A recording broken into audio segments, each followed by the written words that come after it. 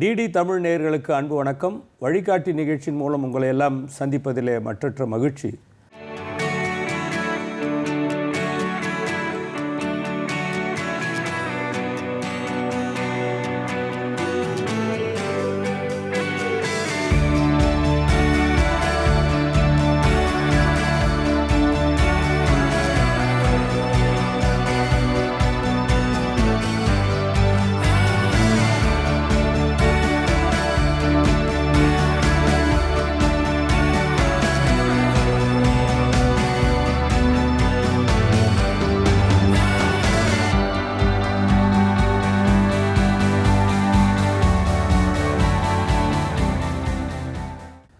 நம்ம வள்ளுவர் சொல்லுவார், நோய் நாடி நோய் முதல் நாடி அது வாய்க்கும் வாய் நாடி வாய்ப்பை செயல் அப்படின்னா அதை வருமுன் காப்பது. ஏன்னா அந்த டேமேஜஸை நம்ம தடுத்துக்கலாம். சரி வந்தாச்சு, வேறு வழியில் அப்போ மருந்து சாப்பிட்டு தான் ஆகணும். அதையும் அந்த மருந்து சாப்பிட்டா ஃபர்தராக அந்த நோயிலிருந்து நம்ம பாதுகாத்துக்கலாம்.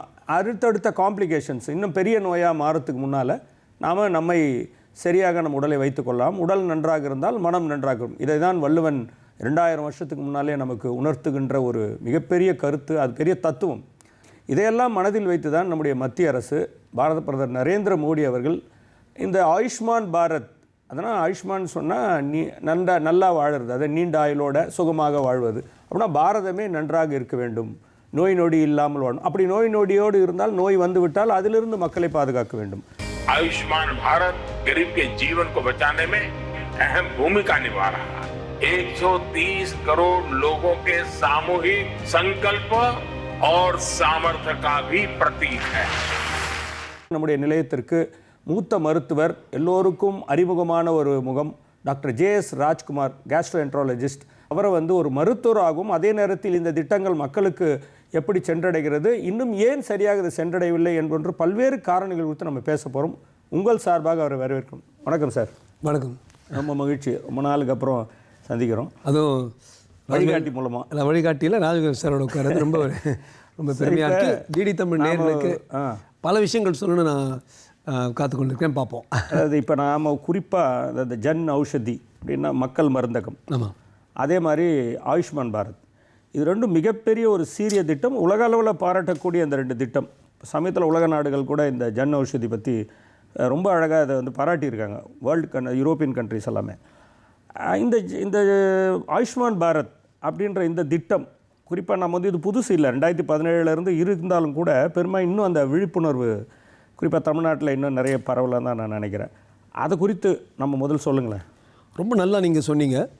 அதாவது ஒரு விஷயம் நல்லா இருந்தால் கூட மக்களுக்கு அது அந்த உணர்வு இல்லைன்னா அது கஷ்டமாயிடும். இப்போ ஆயுஷ்மான் பாரத் எடுத்திங்கன்னா அது ஒரு மருத்துவ காப்பீடு, ஹெல்த் கேர் இன்சூரன்ஸ். இப்போ உலகத்தில் நம்ம ஒரு பீட்டருங்கிற ரீதியில் பார்த்திங்கன்னா ரொம்ப பெரிய மேலை நாடுகளில் இருக்கிறது அமெரிக்கா தான். அமெரிக்காவுடைய ஜனத்தொகை 33 கோடி மக்கள். அந்த 33 கோடி மக்களில் எவ்வளோ பேருக்கு மருத்துவ காப்பீடு இருக்குன்னா 5.9 கோடி தான், 6 கோடி. அதாவது 6 கோடி மக்கள் தான் உலகத்திலே ரொம்ப டெவலப்பான நம்பர் 1 ஜிடிபிங்கிற ஒரு நிலையில் இருக்கின்ற அமெரிக்காவில். எனக்கு ஒரு பர்சனலாக தெரியும், நான் பல நாடுகளுக்கு போயிட்டே இருக்கிறேன். அங்கேருந்து நோயாளிகள் வந்துட்டு தான் இருக்காங்க. நீங்கள் பார்த்தீங்கன்னா அவ்வளோ மோசம். அமெரிக்காவில் 11% ஜனத்தொகையில் ஒவ்வொரு வருஷமும் சரிந்து வறுமை கோடுக்கு கீழே போகிறது வெறும் ஒரே ஒரு மருத்துவ பிரச்சனை, ஒரு உடல் பிரச்சனை வர்றதால தான். ஒரு ஆக்சிடெண்ட் வரும், அந்த ஆக்சிடெண்ட் இன்சூரன்ஸ் எல்லாம் இவ்வளோ தான் இருக்குன்னு, ஆப்ரேஷன் முடிஞ்சிருக்கும் 2 நாள் ஆகிருக்கும், அவ்வளோதான், ஹாஸ்பிட்டலுக்கு கிளம்புன்னு சொல்லிடுவான். இங்கே மாதிரி நம்ம 100 பேர் கூட்டுடா எப்படா நீ அனுப்ப முடியும்லாம் கேட்க முடியாது. வேறு வழியே இல்லாமல் அவங்க வீடு விற்பாங்க, காணி விற்பாங்க. இது இன்றைக்கு 2024 அமெரிக்காவுக்கு நான் ஓப்பன் சேலஞ்ச் சொல்கிறேன், போய் செக் பண்ணட்டும். இங்கே எவ்வளோ பேருக்கு அது மாதிரி நடக்குது. அதுவும் எவ்வளவோ நம்பர் 1 கண்ட்ரியில் 5.9 கோடிக்கு தான் மருத்துவ காப்பீடு. அதுவே நம்ம ஆட்கள் எடுத்துக்கங்க, இந்த 7 வருடங்களில் 55 கோடி மக்களுக்கு, அதுவும் மெதுவாக அப்படி ஏறல, டப்பு 2019 2020க்குள்ளே 55 கோடி மக்களுக்கு மருத்துவ காப்பீடு கொடுத்த ஒரே நாடு நம்ம பாரத நாடு தான். வேறு எந்த நாடும் கொடுக்கல. நம்ம பாரதத்தை என்ன ஆகுது, இந்தியாவில் இது சரியில்லை, நொட்டு நொட்டு நொட்டு நொட்டு பார்க்குறோம். வெளியில் இருக்கிற ஒரு நாடு, அதுவும் அமெரிக்காவில் எப்படி இருக்குது, இங்கிலாண்டில் எப்படி இருக்குதுன்னு பார்த்துட்டு அப்புறம் இங்கே நம்ம ஒப்பிட்டு பார்த்தோம்னா, நான் ஒரு மருத்துவன், பல இடங்களில் பல நாடுகளில் வாழ்ந்தவன். இப்போ கூட அங்கங்கே போயிட்டே இருக்கிறேன். அவ்வளோ பெரிய ஒரு வேர்ல்ட்ஸ் லார்ஜஸ்ட் ஹெல்த் இன்சூரன்ஸ், அவ்வளோ பெரிய மருத்துவ காப்பீடு எங்கேயும் இல்லை. அமெரிக்க ஜனாதிபதி சொல்கிறாரு, அங்கே வந்து பிரசிடென்ட் இங்கே பிரைம் மினிஸ்டர் மாதிரி நம்ம இந்தியாக்கிட்டேருந்து கற்றுக்கணும். நம்ம ஆளுங்க என்ன சொல்கிறாங்க, ஆனால் அது ஹிந்தியில் எழுதியிருக்காங்களே, அட 55 கோடி பேருக்கு உனக்கு என்ன ஆனாலும் நான் பார்த்துக்கிறேன்னு ஒரு நாடு சொல்லுது. அது மட்டும் இல்லை, பல ஹெல்த் இன்சூரன்ஸ் நானே படிச்சிருக்கேன். இந்த ப்ரூடென்ஷியல், இந்த அமெரிக்கன் டாப் இன்சூரன்ஸ்லாம் பார்த்தீங்கன்னா, இந்த பாருங்கள், உங்கள் ஃபேமிலிக்கு எடுத்தால் 4 பேர் வரைக்கும் தான் ஒத்துப்போம். அதுக்கு மேலே இருந்தால் தனியாக அவங்களுக்கு இன்சூரன்ஸ் எடுக்கணும். அதுக்கு மேலே குழந்தைங்க. இது அப்படி இல்லை. இங்கே கூட பல இன்சூரன்ஸஸ், ப்ரைவேட் இன்சூரன்ஸ் அது மாதிரி தான். அப் டு ஃபேமிலி ஆஃப் 4-5 இது 10 பேர் குடும்பத்தில் இருந்தாலும் எல்லாருக்கும் அந்த உரிமை இருக்குது. அந்த தொகை அதிகமாகாது. ஒவ்வொரு இதோட மெயின் அம்சங்கள் பார்த்திங்கன்னா, ஒவ்வொரு குடும்பத்துக்கும் 5 லட்சம். 5 லட்சங்கிறது அவ்வளோ பெரிய ஜம்ப். இப்போ நீங்கள் பார்த்தீங்கன்னா தமிழ்நாட்டில் கூட ஒரு நல்ல திட்டம் இருக்குது, அதாவது முதல்வர் திட்டம். அதில் வந்து 1 லட்சம். ஆனால் அவங்க என்ன சொல்கிறாங்க, 1 லட்சம் பத்தாது என்னை பார்த்து, நீங்கள் 1 லட்சம் போடுங்க, நாங்கள் 4 லட்சம் போடுறோம். ஒவ்வொரு குடும்பத்துக்கும் 5 லட்சம். பீப்புள் மஸ்ட் நோ, 5 லட்சம். அது வந்து எவ்வளோ பேர் இருந்தாலும் பரவாயில்ல. அதே போல் எல்லா இன்சூரன்ஸஸ் எடுத்தாலும், இப்போ எனக்கு எவ்வளோ பேஷண்ட்ஸ் தெரியும், ஒரு ஹார்ட் அட்டாக் வந்து கஷ்டப்படுவாங்க, பில் இவ்வளோ வரும். இன்சூரன்ஸ் சொல்லுவாங்க, இல்லை 15-20 வருஷத்துக்கு முன்னால் லேசாக ஒரு இசிஜி இப்படி இருந்துச்சு, அதாவது இந்த கண்டிஷன் ஆல்ரெடி இருந்துச்சு, அதனால் நான் கொடுக்க மாட்டேன்னு சொல்லுவாங்க. ஆனால் நமது ஆயுஷ்மான் பாரத்தில் உனக்கு ஆல்ரெடி ஹார்ட் அட்டாக் இருந்துச்சா, பரவாயில்ல, இன்னொரு வாட்டி உனக்கு ஹார்ட் அட்டாக் வந்தாலும் அதுக்கு ஸ்டென்ட்டு, அதுக்கு ஐசியூ அட்மிஷன் எல்லாம் சேர்த்து கொடுக்குறாங்க. ஸோ எக்ஸிஸ்டிங் டிசீஸ்க்கும் உண்டு. ஒன்லி இன்சூரன்ஸ் இந்த வேர்ல்டு உலகத்திலேயே உனக்கு ஆல்ரெடி பிரெயின் ஸ்ட்ரோக் வந்தால் திருப்பி ஸ்ட்ரோக் வந்தால் நான் பார்த்துக்கிறேன்டான்னு சொல்கிற ஒரே மருத்துவ காப்பீடு திட்டம் இதுதான். இன்னொரு முக்கியமான விஷயம் இருக்குதுங்க, எல்லாருக்கும் தெரியணும். அவுட் ஆஃப் பாக்கெட் பெயின் இருக்குது. என்னடா அந்த அவுட் ஆஃப் பாக்கெட் பெயினா, இங்கிலாண்ட்லேயோ அமெரிக்காலேயோ ஜப்பான்லேயோ ஜெர்மனிலேயோ எங்கே இருந்தாலும் இந்த பாருங்கப்பா, உங்களுக்கு வந்து 5 லட்சம் ஆயிருக்கு. ஒரு உதாரணத்துக்கு ஒரு நம்பர் சொல்கிறேன். இதில் வந்து நான் பார்க்குறேன், இந்த வந்து மெடிசின்ஸுக்கு 40,000 இருக்குது. உன்னுடைய இன்சூரன்ஸ் படி 25,000 தான் கொடுக்க முடியும், பாக்கி நீ உன்னோட பாக்கெட்லேருந்து கொடு. நான் ஒரு சத்தியம் சொல்கிறேன் எல்லாருக்கும், இந்த அவுட் ஆஃப் பாக்கெட் கொடுத்து காலி ஆகிடுறாங்க மக்கள் அமெரிக்காவில். அந்த அவுட் ஆஃப் பாக்கெட் எக்ஸ்பென்ஸ் எடுத்தால் அவன் ஃபுல் சம்பளம் ஒரு வருஷத்துக்கு வந்துடும். அவ்வளோ எக்ஸ்பென்சிவ், சொல்லவே முடியாது. ஆயுஷ்மான் பாரத்தில் அவுட் ஆஃப் பாக்கெட் எக்ஸ்பென்சஸ்ங்கிறதே இல்லை. எந்த ஒரு பேஷண்ட்டும், எந்த ஒரு இந்திய குடிமகனும், இந்த மருத்துவ காப்பீட்டில் இருக்கிறவனும் அவன் பாக்கெட்டில் கையை போட்டு இது விற்கணும், அதெல்லாம் ஒன்றுமே இல்லை. நாங்கள் வந்து அந்த காலத்தில் பார்ப்போம், கஷ்டமாக இருக்கும். இந்த அஸ்ஸாம், வெஸ்ட் பெங்கால் போன்ற இடங்களில் காணியை விற்றுட்டு மூட்டை முடிச்சுட்டு அப்படியே காசை வச்சுக்கிட்டு பாயோடு அங்கேருந்து வந்து சேருவாங்க. பல உயர்தர மருத்துவமனைகளுக்கு வந்து எல்லாத்தையும் கொடுத்துட்டு போண்டி ஆகிட்டு காசும் இல்லாமல் உயிர் இல்லாமல் போவான். அந்த நிலைமை இப்போ வர முடியாது. ஏன்னா அவுட் ஆஃப் பாக்கெட் எக்ஸ்பென்சஸ்ங்கிறதே இல்லை, எல்லாருக்கும் இருக்குது. அப்புறம் சில பேர் நீங்கள் சொல்லுவீங்க, ஆமாம் சார், ஆனால் அப்படி இருந்தால் வெறும் ஜிஹெச்சுக்கு தான் போக முடியும், அங்கே வந்து வேறு ஏதாவது ஸ்மெல்லு தான் அடிக்கும், இப்படி இருக்கும், கெட்டதாக இருக்கும். இப்போல்லாம் நீங்கள் பார்த்தீங்கன்னா கவர்மெண்ட் ஹாஸ்பிட்டல்ஸையும் அரசு ஹாஸ்பிட்டல்ஸ் நல்ல தரம் உயர்த்திக்கிட்டே இருக்காங்க ஒரு பக்கம். அதை தாண்டி சரி, உனக்கு வந்து ப்ரைவேட் ஹாஸ்பிட்டல் போகணுமா, எந்த ப்ரைவேட் ஹாஸ்பிட்டல் வேணும் இதான் எடுத்துக்கோ. இங்கே அமெரிக்காவில் பார்த்தீங்கன்னா இந்த மருத்துவ 300 ஹாஸ்பிட்டலுக்கு மருத்துவமனைகளுக்கு ரெஜிஸ்டர் ஆகிருக்கும். இது வந்து 25,000 மருத்துவமனைக்கு வந்து ஆயுஷ்மான் பாரத், எல்லாமே பிக்கெஸ்ட் இன் த வேர்ல்டு. நான் ஒரு மருத்துவனுங்கிற முறையில் பக்கத்தில் ஒவ்வொரு சீட்டாக எடுத்து நம்ம வந்து ஒப்பிட்டு பார்த்தோம்னா உண்மை வெளியில் வரும். No out of pocket expenses, whole family covered, 5 லட்சம், ரோல் ஓவர் வேறு இருக்குது, எவ்வளோ கொடுத்துக்கிட்டே போகிறாங்க. அந்த அளவுக்கு ரொம்ப ரொம்ப ரொம்ப அதை இடை மறிக்கிறதுக்கு பண்ணிக்கணும். இல்லை பரவாயில்ல, நீங்கள் சொல்லுங்கள்.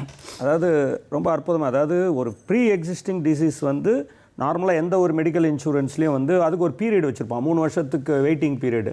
அந்த 3 வருஷத்துக்குள்ளே எதாவது நடந்தால் அதுலேருந்து நம்ம கிளைம் பண்ண முடியாது. பட் இந்த ஆயுஷ்மான் பாரத்தில் வந்து அதுக்கு முன்னால் இருந்தாலும் சத்தான், உடனே புது வியாதியாக இருந்தாலும் சத்தான், எல்லாத்துக்கும் அது சார். இதில் இந்த ஆயுஷ்மான் பாரத்தில் 5 லட்சம் ஒரு ஃபேமிலிக்குன்னு சொல்கிறீங்க. இதில் வந்து யார் இதில் எலிஜிபிள்? அதாவது இப்போது 56 கோடி மக்களுக்கு நமக்கு 40% கொடுத்துருக்கோம், 140 கோடி மக்கள் தொகையில். இதில் யார் எலிஜிபிள்? இதெல்லாம் யார் வந்து அவைல் பண்ண முடியும்? Okay, very good point. மக்கள் பார்த்துட்ருக்காங்க. அதாவது அலைகளாக பண்ணுறாங்க, ஒவ்வொரு அலையாக பண்ணி அவங்க கடைசியாக போகிறது வந்து சஸ்டெயினபிள், அதாவது நிலையான வளர்ச்சி, இன்க்ரீசபிள் கோல்ஸ், இலக்குகள். ஸோ எப்படி இந்த நிலையான வளர்ச்சி இலக்குகள் வர முடியும்? அப்படியே வளர்ந்துக்கிட்டே இருக்கணும். முதல்ல வந்து வறுமை கோடுக்கு ரொம்ப கீழே இருக்கிறவங்க எடுத்துப்பாங்க. அப்புறம் அதுக்கு மேலே கொஞ்சம் ஆரம்பிக்கும் போது 15,000 20,000 ஒரு மாதத்துக்கு ஒரு குடும்பத்துக்கு ரொக்க தொகையாக இருந்துச்சுன்னா 2,40,000 ரூபாய். ஆமாம், அப்படி டக்குன்னு வந்துடும் வருஷத்துக்கு. அப்புறம் 5 லட்சத்துக்கு ஏற்றிட்டாங்க. அது மாதிரி அது இப்போ நிலையான வளர்ச்சினா ஒவ்வொரு தளத்தில் இன்னும் கொஞ்சம். அதே போல் உங்களுக்கு பிடிச்ச மருத்துவமனை அந்த மருத்துவமனைக்கு வந்து இந்த அஃபிலியேஷன் இருந்துச்சுன்னா, அந்த எம்பேனல்மெண்ட்டில் இருந்துச்சுன்னா தாராளமாக போயிடலாம். அதாவது மக்களுக்கு தெரியணும். வெறும் சும்மா கார்டை வச்சுட்டு உள்ளே போட்டுருந்தா கார்டை வச்சு என்ன பண்ணுவீங்க? அந்த கார்டோடைய கெப்பாசிட்டி என்ன, அதை வச்சு நீங்கள்லாம் என்ன பண்ணால் நீங்கள் எல்லோரும் பார்த்துக்கணும். அதாவது என்ன சொல்கிறாங்க, இப்போ இதுக்கு முன்னால் பார்த்தீங்கன்னா ஒரு பெரிய டாக்குமெண்ட் வந்துச்சுங்க. அது பேர் நேஷ்னல் ஹெல்த் பிளான். எப்படி நம்ம நியூ எஜுகேஷன் பிளான் NEP வந்த மாதிரி நேஷ்னல் தேசிய NHP NHP ஆரோக்கிய திட்டம். அதில் பார்த்தீங்கன்னா ரொம்ப அழகாக எழுதிருப்பான். இது வரைக்கும் செக்மெண்டல் செக்டோரல் அப்ரோச் இருந்துச்சு. அதாவது ஒரு மனுஷன் வந்து நான் வந்து ஒரு ஹார்ட் டாக்டர் வச்சுக்கோங்க, நான் இப்போ வயிற்று டாக்டர், நான் ஒரு இடத்துக்கு போகிறேன், நான் அங்கே ஒரு வயிற்று ஹாஸ்பிட்டல் வைக்கிறேன், அது ஒரு ஹார்ட் ஹாஸ்பிட்டல் வைக்கிறேன், அங்கே இருக்கிறவங்கெல்லாம் என்கிட்ட வரணும். அது மாதிரி அந்த காலத்தில். இப்போ எப்படி தேவையை அடிப்படையாக கொண்ட ஒரு அணுகுமுறை. இந்த டிஸ்ட்ரிக்டில் இந்த மாவட்டத்தில் இவ்வளோ பேருக்கு கேன்சர் இருக்குது, அதனால் 2-3 கேன்சர் ஹாஸ்பிட்டல் இருக்கணும். இங்கேருந்து இருக்கிறவங்க இந்த பக்கவாதம் ஸ்ட்ரோக்கில் இறந்து போகிறாங்க, அங்கே அவ்வளோ போடணுன்னு வழிவகுத்து இந்தியாவில் இருக்கிற அத்தனை 882 மாவட்டங்கள்லேயும் இவ்வளோ இருக்கணுங்கிற ஒரு விநியோகிதம், டிஸ்ட்ரிபியூஷன் ஆஃப் ஹெல்த் கேர் கொண்டு வந்திருக்காங்க அந்த பிளானில். அந்த ரியல் நீடு, தேவை.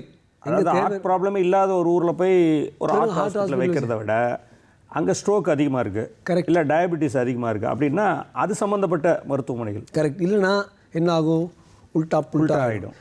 ஏன் வந்தாலும் டே உனக்கு ஹார்ட் ப்ராப்ளம் இருக்குது, படுத்துக்கோ சார், நான் ஓகே இருக்கேன், இல்லை படுத்துக்கோ அப்படின்னு சொல்லி அது அப்புறம் என்ன ஆகும், அப்போ தான் இது ஒரு மருத்துவருக்கும் நோயாளிக்கும் இருக்கிற அந்த பிரிவினை உண்டாகும்.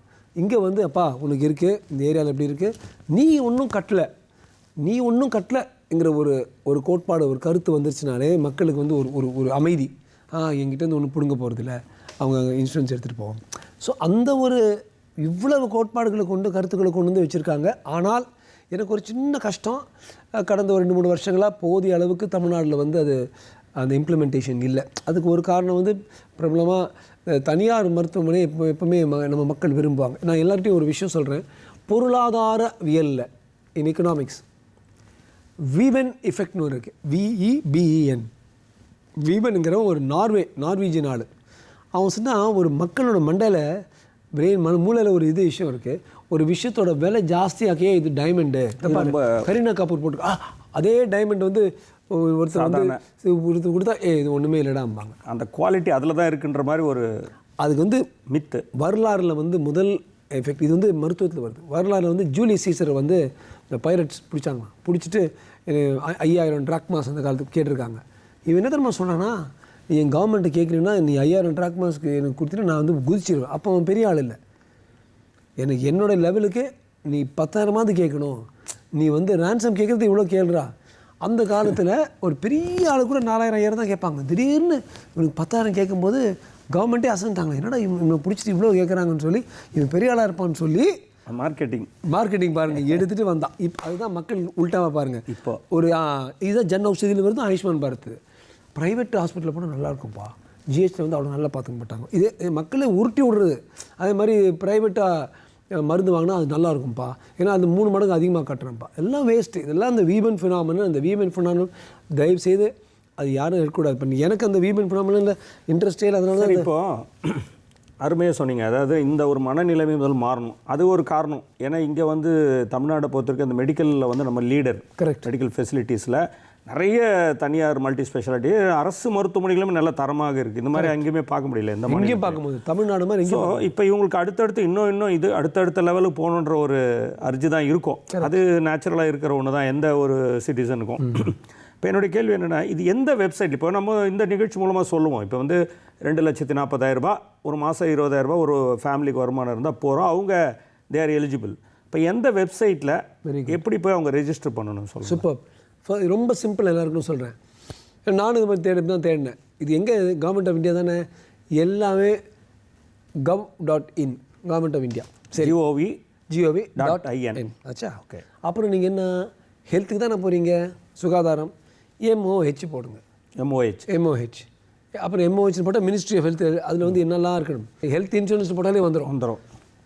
ஏன் நீங்கள் அது தமிழ்லேயே இருக்குது. கவர்மெண்ட் நீ டப்புன்னு தமிழில் தட்டி, அப்பா நிறைய பேர் ஒன்று என்ன சொல்லுவாங்க, தமிழில் போடல இங்கிலீஷ், தமிழில் தட்டி மருத்துவ காப்பீடுன்னு போடுங்க. இன்னும் இங்கிலீஷில் இன்சூரன்ஸ்னு எழுதுங்க. அந்த ஒரு வார்த்தை தெரியாதா, எல்லாம் வந்துடும். இந்த அத்தனை விவரங்கள் நான் சொன்னதெல்லாம் அதில் வந்து அதில் போய் நம்ம பதிவு பண்ணணும், ரெஜிஸ்டர் பண்ணணும். அதில் ரெஜிஸ்டர் பண்ண அங்கே ரெஜிஸ்டர் பண்ணலாம்.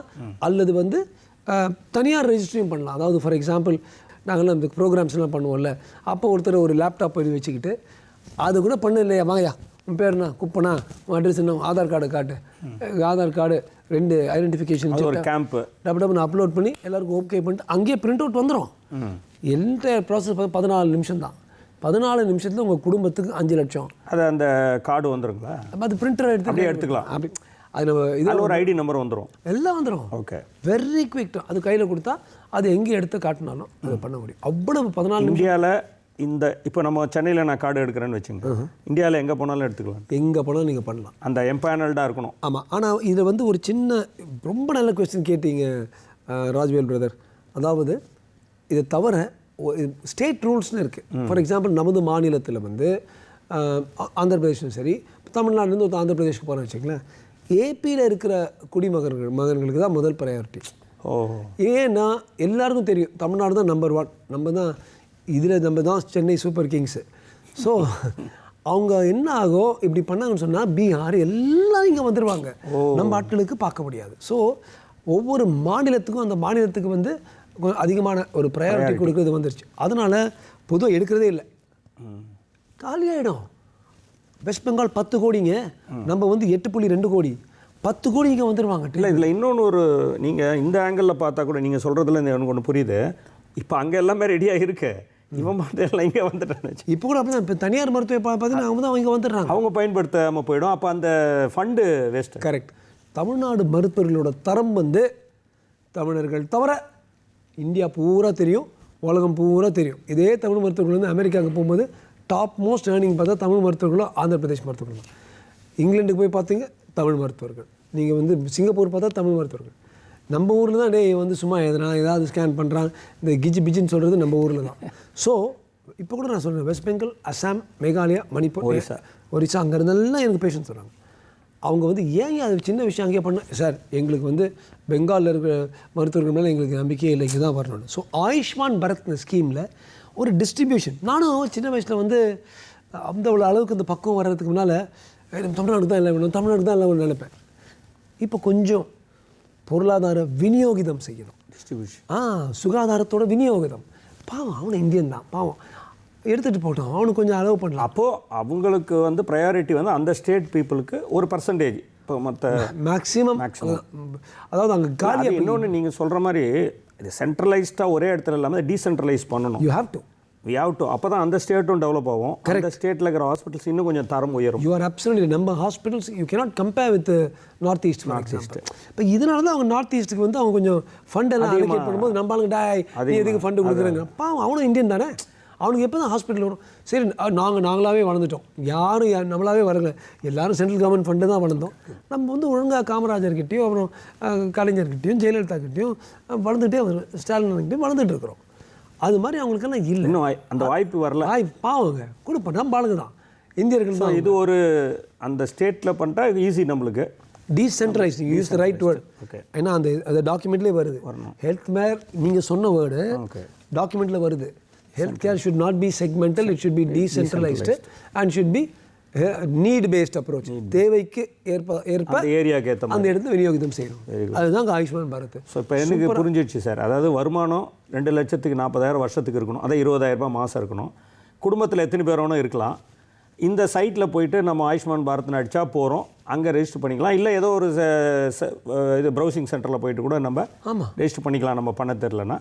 இது 5 லட்சம் ரூபாய் ஒரு ஃபேமிலிக்கு ஒரு வருஷத்துக்கு. ஸோ இந்த வருஷம் 2 பேருக்குன்னா 2 பேர் ஷேர் பண்ணிக்கலாம். ஆமாம், 5 பேர் கூட ஷேர் 5 பேர் பண்ணிக்கலாம். அடுத்த வருஷம் வரும்போது இது பண்ணலாம். ஸோ இது ரொம்ப நல்ல சின்ன கரெக்ஷன் அதில். அதாவது இந்த கடந்த 2 வருஷமாக அந்த அளவுக்கு தமிழ்நாட்டில் ஒரு சில மாநிலங்களில், தமிழ்நாடு, கேரளா போன்ற மாநிலங்களில் இது மூவ் பண்ண மாட்டேங்குது. ஏன்னா பல்வேறு காரணங்கள். அந்த இந்த ஃபண்ட்ஸ் இல்லாதனால ஆண்டவன் புண்ணியத்தில் அது தயவுசெய்து தமிழ்நாடு கவர்மெண்ட் இதெல்லாம் பார்த்துட்டு இருப்பாங்க நினைக்கிறேன். கான்ட்ரிபியூஷன் இந்த ஐஏஎஸ் ஐபிஎல்லாம் பார்த்துட்டு இருப்பாங்க. தயவுசெய்து தமிழ்நாடு கவர்மெண்ட் கொஞ்சம் போட்டால் அந்த 4 மடங்கு அவங்க போடுறாங்க. நமக்கு என்னங்க மக்களுக்கு போகும். அவங்க 1 கோடி 1 lakh, இவங்க 4 times. உடனே கரெக்ட். அது இதுதாங்க விஷயம். So state government contribution 1 lakh, central government 4 lakh. கரெக்ட்டுங்க. அப்போ இவங்க அந்த 1 lakh கான்ட்ரிபியூட் பண்ணால் immediately that 4 lakhs will come into that account. Correct. இப்படி தாங்க விஷயம். அவ்வளோதான் முடிஞ்சுது. சார். இப்போ எனக்கு இன்னொரு டவுட் இருக்குது. இப்போ அரசு ஆஸ்பத்திரிக்கு போகிறோம் சார், இப்போ ஜிஹெச்சுக்கு போகிறோம். இந்த 5 லட்ச ரூபாய் ஆயுஷ்மான் பாரத் கார்டு நம்ம வச்சுருக்கோன்னு வச்சுங்களேன். இந்த கார்டு இல்லாமையே சில பேர் போகிறாங்க. ஆமாம். இப்போ அவங்களுக்கும் இவங்களுக்கும் ஏதாவது வித்தியாசம் இருக்கா? இந்த வித்தியாசமும் இல்லை. நான் என்ன சொல்கிறேன், 2017-18 ஆரம்பித்தாங்க. 2019-20 பல அரசு மருத்துவமனைகளில் கூட இந்த பேமெண்ட் எடுத்துக்கிறாங்க. அவங்க என்ன சொல்கிறாங்க, அப்பா நீ வர, உனக்கு நான் ஃப்ரீயாக பண்ணுறேன், நீ ஜாலியாக சந்தோஷமாக பற்றிட்டு போ, நான் வந்து இன்சூரன்ஸ் இந்த எடுக்கிறேன்னு சொல்லி. அது சரிதான். அவங்க ஒரு சர்வீஸ் ஒன்று கொடுத்துருக்காங்க. அதுக்கு ஏற்ப அந்த உழைப்புக்கு ஏற்ற ஒரு ஊதியம் எடுத்து அவங்க நான் சீட்டாட போகிறாங்க. அதை வச்சுக்கிட்டு அங்கே ஒரு நூலகம் தேவைப்படும், இன்னொரு ஃபெசிலிட்டி, கருவிகள் தேவைப்படும், இயந்திரங்கள் தேவைப்படும். ஒவ்வொரு டிபார்ட்மெண்ட்டுக்கு இருக்குல்ல, டிபார்ட்மெண்ட் வைஸ் நம்ம டிபார்ட்மெண்ட்டை பார்த்து அந்த விநியோகிதம் செய்யும்போது இவ்வளவுதான் வரும். ஆனால் அவங்களுக்கு வந்து வேறு ஒரு லேசர் வாங்கணும்னு நினைப்பாங்க, இன்னும் லேப்ரோஸ்கோப் வாங்க. இது மாதிரி பல இயந்திரங்களும் கருவிகளும் ஒவ்வொரு டிபார்ட்மெண்ட்டில் இருக்கிற தலைவர்கள் இது மாதிரி இந்த ஆயுஷ்மான் பாரத் மூலமாக எடுத்து இந்த காசை எடுத்து அவங்க வந்து அந்த டிபார்ட்மெண்ட்டை விரிவாக்கம் செய்யறதுக்கு, அப்டேட் பண்ணுறதுக்கு இப்படி தான் இருக்கணும். நீங்கள் சொல்கிற மாதிரி அதுக்கு முன்னே அரசு பணத்தை அந்த ஃபண்டை மட்டுமே நம்பியிருந்த மருத்துவமனைகள் இன்றைக்கு அந்த இன்சூரன்ஸ் வரும்பொழுது அவங்களே செல்ஃப் ரிலையண்ட்டாக சில விஷயங்களை வந்து அவங்களே ப்ரொக்யூர் பண்ணிக்கலாம். கரெக்டாக சொல்கிறீங்க. அந்த செல்ஃப் ரிலையன்ஸ் அந்த ஒவ்வொரு டிபார்ட்மெண்ட்டுக்கு வரணும்னா வானம் பார்த்த பூமி மாதிரி எப்போ அரசு நம்ம கொடுக்கணும் இல்லாமல் அவங்களே ஜெனரேட் பண்ணிக்கிறாங்க. ஸோ ரொம்ப நல்ல சிஸ்டம். அது ஒரு தன்னிறைவு ஆன ஒரு திட்டம் தான். ஆமாம், கரெக்ட். அப்போது இப்போ தனியார் மருத்துவமனையில் மட்டுமே இந்த உபகரணங்கள்லாம் இருக்குது, அரசு மருத்துவத்தில் இல்லைன்ற அந்த ஒரு சூழ்நிலையே உருவாகாது. கரெக்ட். அது மட்டும் இல்லைங்க, பல மருத்துவமனைகள் என்ன பண்ணுறாங்க, ஒரு கான்ஃபரன்ஸ் இருக்கும். அந்த கருத்தரங்களுக்கு வந்து டெல்லியில் இருக்கும், பாம்பேயில் இருக்கும், பசங்க போகணும். அந்த போஸ்ட் கிராஜுவேட்ஸ் போகணும். போஸ்ட் கிராஜுவேட்ஸ் பாவம் ஒரு சில ஆயிரங்கள் தான் சம்பாதிச்சிட்ருக்காங்க, ராப்பாகலாம் வேலை செஞ்சிட்ருக்காங்க. அந்த டிபார்ட்மெண்ட் என்ன சொல்லுது, நமக்கு வந்து இதை இவ்வளோ சம்பாதிச்சிருக்கோம், தம்பி போயிட்டு வாப்பா. அப்போ அந்த ஒரு போஸ்ட் கிராஜுவேட்க்கு ஒரு நல்ல ஃபீலிங். ஏன்னா அந்த நல்ல எண்ணங்களுடைய ஒரு பிரதிபலிப்பு வர்றதுக்கு வழிவகுத்திருக்காங்க. அவங்களுக்கு ஒரு ஃபீல், ஒரு நல்ல ஃபீலிங் வரும். சரி, நம்ம டிபார்ட்மெண்ட் நம்ம கமிட்டடாக ஒர்க் பண்ணணும். ஈவன் இந்த டிபார்ட்மெண்ட் எப்படி அவன் பாக்கெட்டில் போட்டு காசு எடுப்பாங்க முடியாது. ஸோ இந்த ஆயுஷ்மான் பாரத் ட்ரிக்கிள் டவுனுமாங்க, மேலே ஆரம்பித்து மாநிலத்துக்கு வந்து மாநிலத்திலேருந்து அரசு மருத்துவமனைக்கு அங்கே டிபார்ட்மெண்ட்டுக்கு வந்து அங்கே படிக்கிற ஒரு போஸ்ட் கிராஜுவேட் வந்து ஒரு கம்போடியாவில் போகிற ட்ரைனிங்க்கோ அல்லது நேபாளுக்கு போகிறதுக்கோ ரொம்ப பயன்படும். ஸோ எல்லாம் பார்க்கணும். ஸோ இது ஒரு செயின் ரியாக்ஷன் தான். செயின், அதாவது மத்தியிலேருந்து நேராக பணம் வந்து மாநிலத்துக்கு கான்ட்ரிபியூஷன் பண்ணி வெறும் ட்ரீட்மெண்ட் மாத்திரம் இல்லை, இதை தொடர்புடைய மற்ற டெவலப்மெண்ட் விஷயங்களும் நடக்குது. ஒரு போஸ்ட் கிராஜுவேட் ஃபாரின் போயிட்டு ஒரு ட்ரைனிங் எடுக்கலாம், நல்ல உபகரணங்களை வாங்கலாம். ஸோ இது வெறும் ட்ரீட்மெண்ட் மொத்தம் மக்கள் நினைக்கக்கூடாது. இது வந்து ஒரு ஆல்ரவுண்ட் டெவலப்மெண்ட் இந்த ஹெல்த் செக்டர். இது வந்து no other country has matched இட்டுங்க. அந்த அளவுக்கு ஒரு பிரம்மாண்டமான நினைக்க முடியாத ஒரு மருத்துவம் தான். ப்ளஸ் ஒரு பிஸ்னஸும் ரன் பண்ணுறேன். 2 வகையில் பார்த்தாலும் இது வரைக்கும் அப்பேற்பட்ட ஒரு அளவில் ஸ்கேலில் யாருமே எந்த நாடுலையும் இந்த உலகத்தில் செஞ்சதில்லை. அதை நம்ம கொஞ்சம் கையை தட்டிக்கணும். அது ஒலிம்பிக்கில் எவ்வளோ வந்துச்சு, மெடல் வந்துச்சுன்னு பார்க்குறோம்ல, ஏன் இதை பார்க்க முடியாது? ஏழையில் குப்பனுக்கும் சுப்பனுக்கும் ஃப்ரீயாக ட்ரீட்மெண்ட் பார்த்து இதே ஏழை வந்து அமெரிக்கா இங்கிலாந்து இருந்தால் இறந்து போகிறானே பேமெண்ட். நீங்கள் சொல்கிற மாதிரி 2 அமெரிக்காவுக்கு ஈக்குவலாக நம்ம இங்கே கார்டு வச்சுருக்கோம். ஆல்ரெடி அண்ட் இன்க்ரீசிங் 56 கோடி, கிட்டத்தட்ட 40% மக்கள் தொகைக்கு. ஆயுஷ்மான் பாரத் திட்டத்தின் மூலம் ஒரு பணம் வந்து எப்படியெல்லாம் வெறும் மருத்துவத்துக்கு மட்டும் பயன்படாமல் அதை சார்ந்த அந்த மருத்துவ கட்டமைப்புகளுக்கு எப்படி பயன்படுகிறது என்பது குறித்து அரிய தகவல்களை ரொம்ப அற்புதமாக அவருக்கே உரிய அந்த ஒரு ஸ்டைல், அந்த ஒரு என்ன சொல்கிறது, அந்த ஆட்டிடியூட்டோட டாக்டர் ராஜ்குமார் வந்து நம்மளோட பகிர்ந்துட்டார். தொடர்ந்து அடுத்த வரும் வாரங்களில் வரும் வழிகாட்டி நிகழ்ச்சிகள் மீண்டும் சந்திப்போம். நன்றி, வணக்கம்.